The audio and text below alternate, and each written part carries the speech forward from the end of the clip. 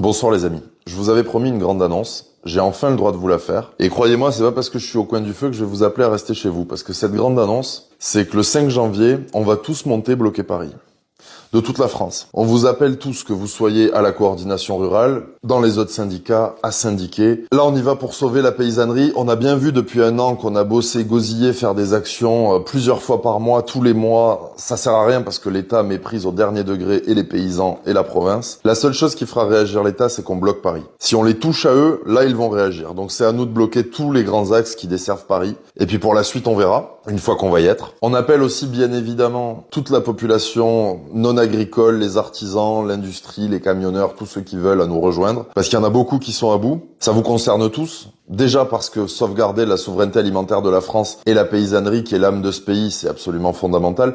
Mais aussi parce que dans nos revendications, il y a des choses qui toucheront absolument tous les foyers français, tous les artisans, tous ceux qui ont des consommations d'électricité assez importantes, étant donné qu'on exige la sortie immédiate de l'Arenh, à savoir la tarification électrique européenne, qui fait qu'on paye le mégawattheure plus de 2 fois plus cher que ce qu'on devrait, juste pour faire plaisir à l'Allemagne. Après, il y a bien sûr la demande de création d'exceptions agriculturelles, qui consiste tout simplement à faire la même chose que ce qu'on a pu faire pour le cinéma, mais pour l'agriculture. Gabriel Attal s'y était dit disposé, comme pour la sortie de l'Arenh, Emmanuel Macron s'y était dit disposé, mais bon, on a l'habitude avec eux d'attendre. Et enfin, la surtransposition des normes, c'est le fait que nous, en France, on ait beaucoup de produits qui sont interdits dans le cadre de nos productions, mais que tout ce qu'on importe des pays étrangers viennent de pays qui n'ont pas ces normes. Nous, si on produit comme ça en France, on va nous détruire la production, nous interdire de la vendre, nous mettre des amendes, voire nous mettre en tôle. Mais quand c'est nos voisins espagnols qui produisent comme ça, quand ça passe la frontière, c'est légal et ça peut venir nous concurrencer dans tous les magasins où vous allez acheter votre alimentation de manière absolument déloyale. Il n'y a aucune profession qui accepterait ça. On n'a rien contre le fait de produire de la manière la plus vertueuse possible, ce qui est d'ailleurs à l'heure actuelle l'agriculture française, mais fin de la surtransposition des normes et de la concurrence déloyale. Pour nous rejoindre, les amis, si vous êtes à la CR, renseignez-vous auprès de vos antennes départementales et régionales pour être aiguillés. Sachez que la CR a prévu un défraiement pour tout le monde, que vous montiez en bus, en camion, en voiture, en tracteur. La CR a prévu beaucoup de choses. Pour ceux qui sont à syndiquer ou dans d'autres syndicats, si vous avez des potes à la CR, pareil, essayez de vous rapprocher d'eux. Sinon, n'hésitez pas même à me contacter directement. Je ferai tout ce que je peux pour vous concocter quelque chose et vous guider, entre guillemets. Les lieux exacts qu'on va cibler, on vous les annoncera en temps voulu. Bon, c'est la région parisienne.